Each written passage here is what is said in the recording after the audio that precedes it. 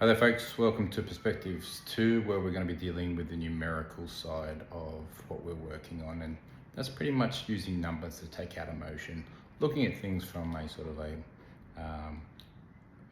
accessible numerical value like they do in role-playing games or in fantasy sports games where you're scored on performance or otherwise. So what we're going to be looking at is just the basics here today, not getting bogged down on any issues. So in principle, many things are going to be broken down, whether it's by gender, by religion, by whatever. But in this case, we have male and female, which is one of the bigger issues. And we have two ways of looking at it, which is men versus women, not in competition, just in regards to ratings.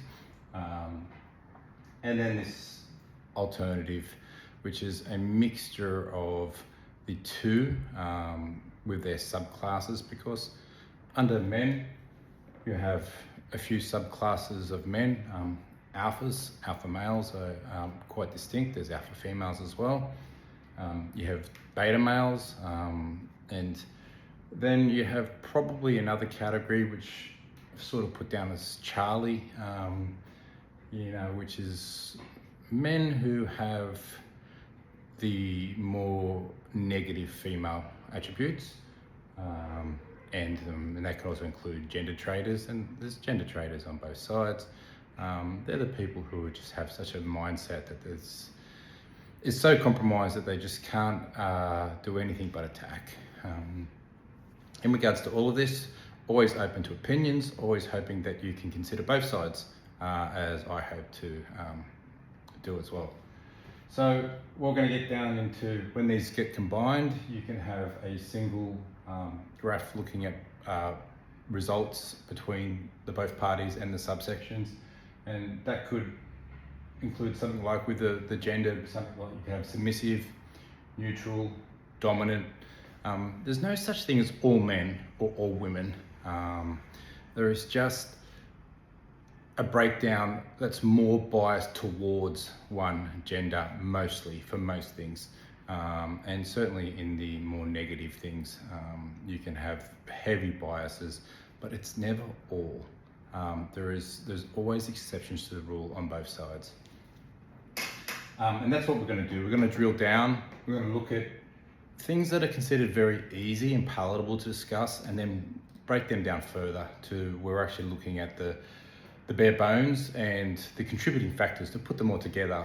And I want to look at things like, if we looked at something like cooking, cooking's a very easy thing to elaborate. Most people would probably say that on the women's side, they probably generally rate somewhere between a 7 or an 8, and men probably a 4 or 5 on cooking. But are we talking about cooking as a culinary skill, or are we talking about cooking as contributing to a household doing regular chores of cooking? They're two completely very different things, but under the same subsection.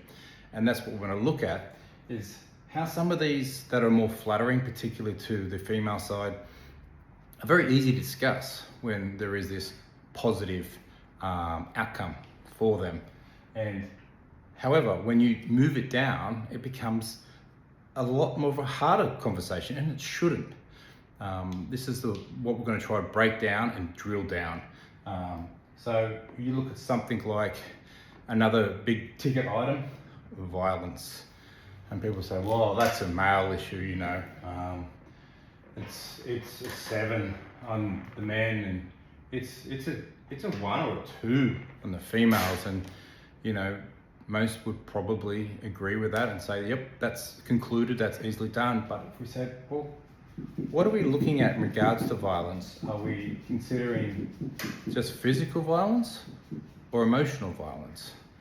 Because if you get into the mental side of violence and you start looking into things like manipulation, false allegations, lies, alienation, destruction of identity, I am innocent. these are more feminine traits. But to talk about them from that perspective as violence becomes objectionable when it shouldn't be. And when you really look at that, and I said to you, okay, if we include all of these levels of violence, who is the more violent gender? You would have to change that rating significantly, I believe. And then you look into something like, okay, the physical violence. Now, obviously domestic violence is unacceptable in all its forms. However, when we look at that and we say, in a scenario where there has been a fight between a couple and the woman has struck first, is that not considered violence? And then is the retaliation of that violence considered the first point of violence? And if so, how can that actually be?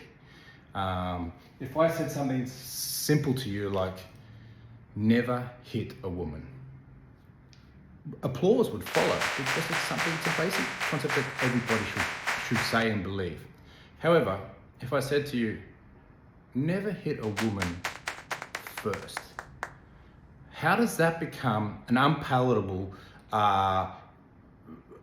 thing which would follow with allegations of, oh, that just proves that you are a domestic violence person, or that you're trying to support or endanger women? You're like, no, this is crazy. I'm trying to talk about the simple breakdown of an argument or a physical altercation between two people, whether one's male and female or two males.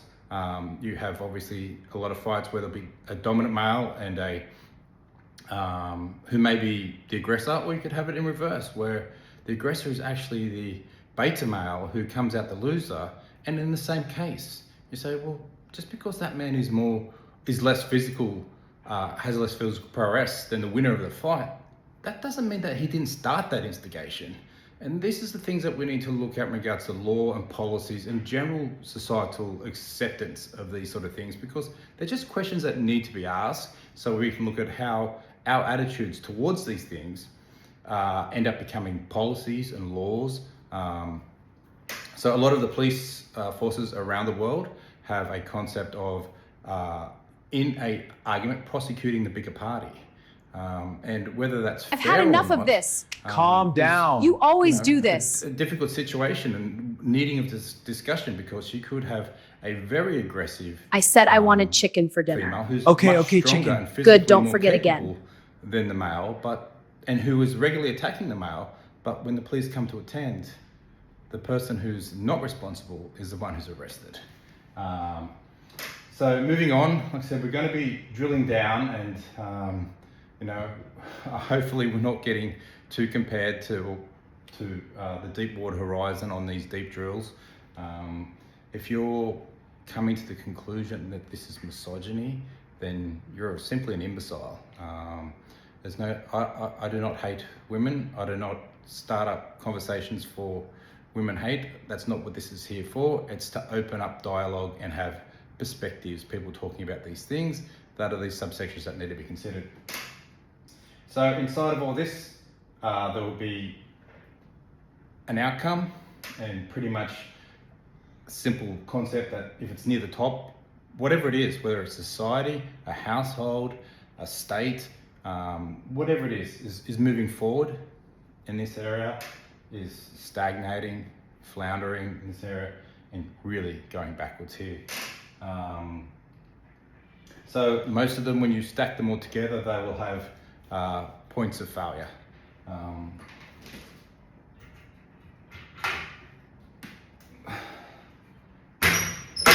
So inside of this, we'll also have the grief pyramid, and these catastrophic points of failure lines, how long it takes to keep above them and how long it takes to recover once it falls below them.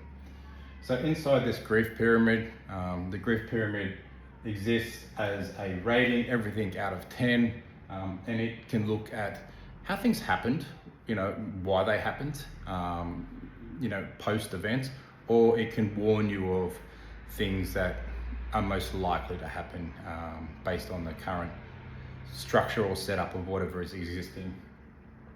So if you look at our country, Australia as a whole, and you rated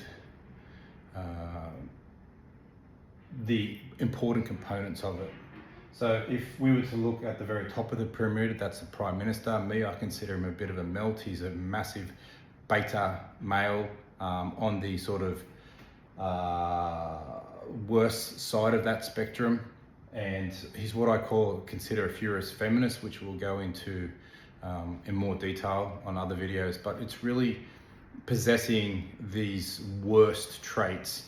Now, if you rated him, and this is the head of the position, so of the country, whether it's a department, a country, it doesn't matter, but the head of that role, the chief operating officer, if that's below a 6, and for me, and this is my perspective only, I put him as a 3, then that grief pyramid has already hit catastrophic failure, because you have to be a minimum of a 6 to even just be floundering, just to avoid going backwards or collapsing. You have to be hitting a 6. And then if you look down at the second line below it, and you could have in there the foreign minister, you could have ASIO, you could work out what you believe is the 2 most important roles, and both of those have to also achieve 6 at this top level. Otherwise there's the next catastrophic point of failure. If you had a Prime Minister who was a 7, then good luck to you. If you had a Prime Minister who was a 9, that's great. Then you may have room to move here. If this was a 9, then you might be able to get away with a 3 here and a 7 here and still be moving forward, not hitting that catastrophic point of failure, and so on and so forth down through all the roles. Like in Australia, you would have the Social Service Minister, Australian Federal Police, the head of ASIC, the premiers, the Attorney General, all these important roles that need to be progressing through at a 6 or above at the very, very top. And if you don't, you're headed for bad times, whether you like it or not. And the Western world has suffered greatly through here, with many of these head positions being very, very low, and those countries going very backwards, where there's been a complete detachment from the will of the people to the operation of the country. I think in regards to that, I am a very strong, more right-biased person, and I like the actions and results of a president like Donald Trump, who is trying to protect its citizens. Whether you like him as a person or not is irrespective. We're looking at his performance in the role, and that's what we're trying to do, to detach the emotion from it and say, okay, ignoring who you think he is, what do you think of his performance? And then you compare him to the likes of our Prime Minister, the UK Prime Minister, the Canadian Prime Ministers, all of these Prime Ministers who have actually allowed their countries to collapse. So when you get down to it, like I said, we're going to have and remembering psychology is numbers. We're going to have the first basic breakdown of female versus male, then the compromise, the cooperative parts of them, where over here you can also include as a separate section beta males, and then furious feminists as the final category. Over here you have males, and then you can break that down to alpha males, and you can also include what I call jades, which is the uncompromising females. There are some great female leaders in this world. You know, Eva, who's taking on the EU at the moment, Caroline, the Trump's press secretary. In Australia, we have a very strong leader, Pauline Hanson, and whether you agree with all of her policies individually or her approach, the fact is you really can't take away from her that she is an uncompromising person who has been doing her best through very, very difficult times. She's been put through the ringer more than most, where people could otherwise just give up or change their values, and she hasn't. And that sort of uncompromising position is very, very important, and I rate it as one of the most important attributes for any political leader. When you get through basic concept things like a tug of war, if you were to say, well, I want to win a tug of war competition, you know, what would I rate females at? And you might say 3, you might say 5, you might say 7, not to bite my head off for any of these results.